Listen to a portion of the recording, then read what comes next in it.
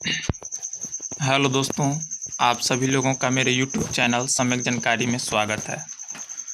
दोस्तों, जैसा कि कल वाले वीडियो में हम लोग जान चुके थे कि आय और अन्य लक्ष्य भी होते हैं। जैसे जो आदमी है, आय के साथ साथ उनके और भी लक्ष्य होते हैं। आय से भी महत्वपूर्ण कुछ ऐसे धारणाएं होती हैं, चाहे कुछ ऐसी लक्ष्य होते हैं जिसको देखना बहुत ही मायने रखता है। जैसे कि मान लीजिए, उदाहरण के तौर पे कल हम लोग समझे थे कि कोई व्यक्ति है, चाहे आप ही मान लीजिए, आपका यदि नौकरी किसी दूर दराज देश में या दूर दराज जगह पे लग जाता है, तो आप वहाँ सैलरी के अतिरिक्त और भी कई चीज़ें देखेंगे। यानी कि हमारी रहने की व्यवस्था, खाने की व्यवस्था, सुरक्षा की व्यवस्था, स्वतंत्रता की व्यवस्था या और अन्य चीज़ भी वहाँ पे मायने रखती है।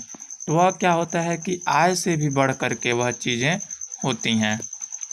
और दोस्तों, आज के टॉपिक में है हम लोगों का राष्ट्रीय विकास। अब आज के विषय में जानेंगे कि यह राष्ट्रीय विकास होता क्या है यह राष्ट्रीय विकास। तो दोस्तों, जैसा कि हमने कल देखा, यदि लोगों के लक्ष्य भिन्न है तो उनके राष्ट्रीय विकास के बारे में धारणाएं भी क्या होंगी, भिन्न होंगी। आपस में इस विषय पर चर्चा कीजिए कि भारत के विकास के लिए क्या करना चाहिए। और हम भारत के हर नागरिकों का कर्तव्य बनता है कि भारत के विकास के प्रति कुछ न कुछ सोचते रहें, कुछ न कुछ नीतियां बनाएं, कुछ न कुछ स्कीम निकालें। क्योंकि हम जानते हैं कि जब तक हम नीतियां या स्कीम या चर्चा नहीं करेंगे, डिस्कशन नहीं करेंगे, तब तक हम अपने भविष्य के बारे में कुछ सोच नहीं पाएंगे। इसलिए हमें चर्चा करना आवश्यक है कि भारत के विकास के लिए हमें क्या करना चाहिए। तभी हमें कुछ उससे निष्कर्ष मिलेगा कि हमें क्या करना है और क्या नहीं करना है। दोस्तों, मैं इसे फ्लाइट मोड पे कर दूं वरना किसी का फ़ोन भी आ सकता है। तो फिर क्या है कि संभव है कि कक्षा की विद्यार्थियों पर प्रश्न अलग अलग उत्तर दिए होंगे। यदि हम कक्षा में पूछें कि चलो सभी छात्र बताओ कि भारत के विकास के लिए हमें क्या करना चाहिए, तो निश्चित है कि सभी लोगों का माइंड अलग अलग है, सभी लोग अपना अलग अलग उत्तर देंगे। तब आपने स्वयं इन प्रश्नों के बहुत से उत्तर भी सोचे होंगे जो आप हैं। जब मैंने आपसे पूछा कि आप चर्चा कीजिए कि भारत के विकास के लिए क्या करना चाहिए, तो निश्चित है कि आपके माइंड में भी कुछ नया स्कीम, नई नीति आ गई होगी कि हमें इस तरह से करना चाहिए, तब विकास होगा भारत का, भारत डेवलपमेंट करेगा। जैसे कि इस समय हर व्यक्तियों को सोचना चाहिए कि इस समय भारत किस तरह विकास करेगा, क्योंकि अर्थव्यवस्था भी डगमगा गई है कोरोना के चलते। तो हमें यह सबसे उपयुक्त सोचना है कि हमें भारत के विकास के लिए क्या करना है, हर व्यक्ति का कर्तव्य है। दोस्तों, उनमें से किसी एक के विषय में आप स्वयं भी निश्चिंत न हों। यह समझना बहुत आवश्यक है कि देश के विकास के विषय में विभिन्न लोगों की धारणाएं भिन्न या परस्पर विरोधी हो सकती हैं। यही सबसे ज़रूरी समझना है कि सभी लोग एक जैसे नहीं सोचते हैं, सबकी धारणाएं अलग होती हैं। हो भी सकता है कि जो इन लोगों का लक्ष्य है, जो धारणाएं हैं, आकांक्षाएं हैं, इच्छाएं हैं, वह परस्पर विरोधी हैं। लेकिन क्या सभी विचारों को बराबर का महत्व दिया जा सकता है, या यदि परस्पर विरोधी हैं तो निर्णय कैसे किया जाए, सभी के लिए न्यायपूर्ण और सही राह क्या होगी। हमें यह भी सोचना होगा कि क्या कार्य करने का कोई बेहतर तरीका है। इस विचार से बहुत से लोगों को लाभ होगा या कुछ को ही। राष्ट्रीय विकास का अभिप्राय इन सब प्रश्नों पर विचार करता है। दोस्तों, अभी हमने चर्चा किया कि भारत के विकास के लिए हमें क्या करना चाहिए, और यहाँ पर देखिए कि इसके उत्तर का जो ढांचा है वह हमें यहाँ से प्राप्त हो जाता है। जैसे कि देखिए, इसमें क्या कहा है, क्या सभी विचारों को बराबर का महत्व दिया जा सकता है। यदि हाँ, तो निश्चित है विकास होगा, यदि ना, फिर भी विकास होगा। यदि परस्पर विरोधी हैं तो निर्णय कैसे किया जाए। यदि सभी लोगों के लक्ष्य परस्पर विरोधी हैं जैसे कल उदाहरण में हम लोग देखे थे कि एक बिजनेसमैन जो होता है वह सोचता है बिजली पाने के लिए कि ऊंची से ऊंची बांध बनाई जाए, लेकिन वहीं पे नदी के किनारे जो आदिवासी होते हैं वे उसका विरोध करते हैं। तो इन दोनों के परस्पर विरोध में हम डिसीजन कैसे लें? सबसे ज़रूरी है डिसीजन मेकिंग, यानी कि हमें डिसीजन कैसे लेना है, क्योंकि दोनों के परस्पर विरोधी हैं। और जब तक हम पढ़ेंगे नहीं, अच्छे से मंथन नहीं करेंगे, अच्छे से सोचेंगे नहीं, तब तक परस्पर विरोधी बातों में हम निर्णय नहीं ले सकते। अब आते हैं, फिर कह रहा है कि सभी के लिए न्यायपूर्ण और सही राह क्या होगी। देखिए, एनसीईआरटी जो होती है वह सोचने पर मजबूर कर देती है, हमेशा हमें 2 कदम आगे के लिए सोचने पर मजबूर करती है। देखिए, इसमें पहले ही कह रहा है कि सभी के लिए न्यायपूर्ण और सही राह क्या होगी। यदि हम इन शब्दों पर गौर कर लें तो निश्चित है कि हम अपने मतलब समय में या अपना जो ज़िंदगी जी रहे हैं, जो हमारा समय चल रहा है, इसमें अच्छे तरह से डिसीजन लेंगे, एक अच्छे नागरिक बन के उभरेंगे यदि हम इन चीज़ों पे गौर करें। तो दोस्तों, समय बचाते हुए हम आगे बढ़ते हैं। फिर आगे का है, ये विचार करना है, इस पे आप लोग विचार कर लीजिएगा, आप लोग के पास भी बुक होगा। अब आ रहा है कि विभिन्न देशों या राज्यों की तुलना कैसे की जाए राष्ट्रीय विकास में ही। राष्ट्रीय विकास यानी कि एक नेशनल लेवल पे हो गया, राष्ट्रीय स्तर पर हो गया, यानी कि हम देश का विकास, यानी कि देश का विकास राष्ट्रीय स्तर में आ गया। अब इसमें दे रहा है कि विभिन्न देश या राज्यों की तुलना कैसे की जाए, यानी कि भारत और चीन से तुलना कैसे की जाए, भारत और अमेरिका से तुलना कैसे की जाए, यानी कि देशों से तुलना। फिर कह रहा है कि राज्यों की तुलना, जैसे मान लीजिए यूपी बिहार से तुलना कैसे की जाए, केरल महाराष्ट्र से तुलना कैसे की जाए, सभी चीज़ों में, साक्षरता में, जनसंख्या में, हर एक चीज़ों में, पूंजी में। तो जाहिर सी बात है, आप एक क्वेश्चन पूछ सकते हैं, अगर विकास का अर्थ अलग अलग हो सकता है तो फिर कुछ देशों को विकसित और कुछ को अविकसित कैसे कहा जा सकता है। इससे पहले कि हम इस विषय पर आएँ, एक अन्य प्रश्न के बारे में सोचते हैं। जब हम भिन्न भिन्न चीज़ों की तुलना करते हैं तो उसमें समानताएं और अंतर दोनों हो सकते हैं।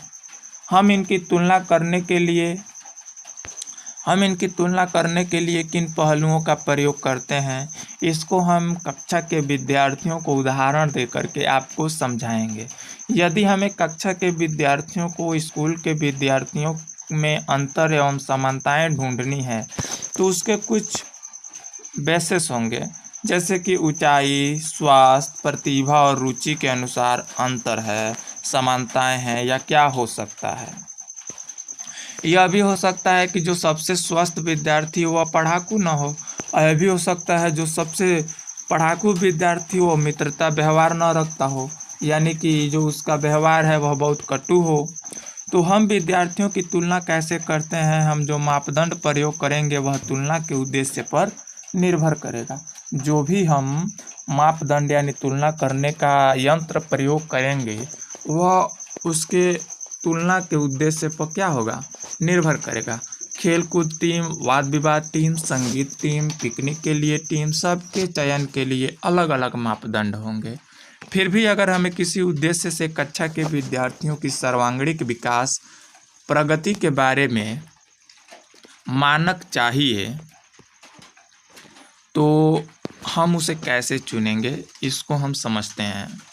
सामान्यतः हम व्यक्तियों की 1 या 2 महत्वपूर्ण विशिष्टताएं लेकर उनके आधार पर तुलना कर सकते हैं, कोई भी 1-2। जैसे कि साक्षरता ही ले ली जाए कि यार पहला लड़का इतना ज़्यादा पढ़ा लिखा है, दूसरा नहीं पढ़ा लिखा है, पहले का अंक ज़्यादा है, दूसरे का अंक कम है, पहले की ऊंचाई अधिक है, दूसरे की ऊंचाई कम है, पहले का स्वास्थ्य अधिक है, दूसरे का स्वास्थ्य अच्छा नहीं है।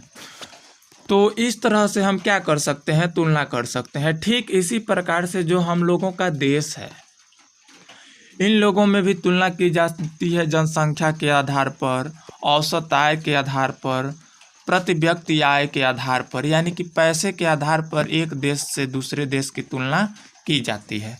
तो दोस्तों, मैं इसका भी आंकड़ा आप लोगों को बताऊंगा। यदि हमें औसत आय निकालनी है, यदि हमें औसत आय निकालनी है तो औसत आय बराबर होगी कुल आय। कुल आय यहाँ पे लिख देंगे और बट्टा भाग दे देंगे उसे कुल जनसंख्या से। जितनी जनसंख्या है कुल आय में क्या कर देंगे, भाग दे देंगे और हमारा औसत आय निकल जाएगा। दोस्तों एक बात और बता दें कि औसत आय को हम प्रति व्यक्ति आय के नाम से भी जानते हैं, क्योंकि हर एक देश में की जनसंख्या अलग अलग होती है। जैसे अमेरिका की जनसंख्या अलग होगी तो भारत की जनसंख्या उससे अधिक होगी या कम होगी, चीन की जनसंख्या उससे अधिक या कम होगी, यानी कि हर एक देश की जनसंख्या क्या होगी, कम होगी, अधिक होती रहती है। तो हम लोग इसको मतलब तुलना मापदंड जो है इसका मतलब तुलना करने के लिए हम औसत आय का सहारा लेते हैं। यानी कि प्रति व्यक्ति आय निकल जाएगा तो पता चल जाएगा कौन सा देश विकसित है, कौन सा विकासशील है, कौन सा अविकसित है। दोस्तों विश्व बैंक की विश्व विकास रिपोर्ट के अनुसार देश का वर्गीकरण करने के लिए इस मापदंड का प्रयोग किया गया है। किस चीज़ का मापदंड का प्रयोग किया गया है, यानी कि पैसे रुपए आय से संबंधित। दोस्तों वे देश जिनकी 2017 में प्रति व्यक्ति आय यूएस यानी यूनाइटेड स्टेट US डॉलर 12,056 प्रति वर्ष या उससे अधिक है उसे समृद्ध देश और वे देश समृद्ध देश कहते हैं। और वे देश जिनकी प्रति व्यक्ति या US डॉलर 995 प्रति वर्ष या उससे कम है उसे निम्न आय वाला देश कहा गया है। दोस्तों जो अपना देश भारत है वह मध्य आय वर्ग के देशों में आता है, क्योंकि उसकी प्रति व्यक्ति आय 2017 में केवल US डॉलर 1820 प्रति वर्ष था। समृद्ध देशों जिनमें मध्य पूर्व देश और कुछ अन्य छोटे देश शामिल नहीं हैं उनको आमतौर पर विकसित देश कहा जाता है।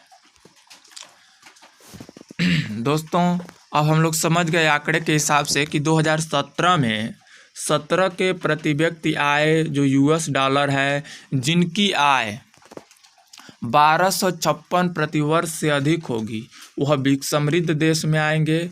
995 या 995 से कम होगी वह निम्न देश में आएंगे। और मध्य देश में कौन से आएंगे, मध्य आय वर्ग में जो जिनकी आय मतलब कि 995 से ऊपर और 1256 से नीचे होगी वह मध्य आय वर्ग में आएंगे। दोस्तों यहाँ पे हम एक चीज़ और देखते हैं, आय और उनके अन्य मापदंड। थोड़ा सा समय देख लिया जाए कितना हो गया।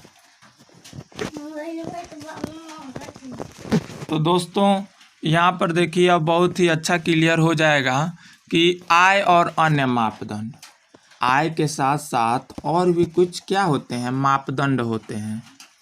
देख लिया जाए कि जब हमने व्यक्तिगत आकांक्षाओं और लक्ष्यों को देखा तो पाया कि लोगों में केवल बेहतर आय के बारे में ही नहीं सोचते बल्कि वे अपनी सुरक्षा, दूसरों के आदर और समानता का व्यवहार पाना, आज़ादी इत्यादि जैसे लक्ष्यों के बारे में भी सोचते हैं।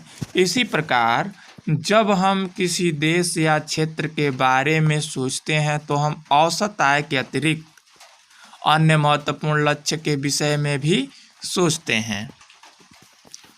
दोस्तों अब देखा जाए ये विशेषताएं क्या हो सकती हैं, इसका निरीक्षण हम एक उदाहरण के द्वारा करते हैं तालिका 1.3 में। दोस्तों ये है हमारा 1.3 तालिका। अब इसमें हम लोग इसे हम एक उदाहरण के तौर पर ले रहे हैं, एग्जाम्पल के तौर पर। दोस्तों यहाँ पे देखते हैं कि 2015 और 16 के लिए प्रति व्यक्ति आय वर्ष रुपए में, तो हरियाणा की आय कितनी है, 1,62,034। केरल की आय है 1,40,190।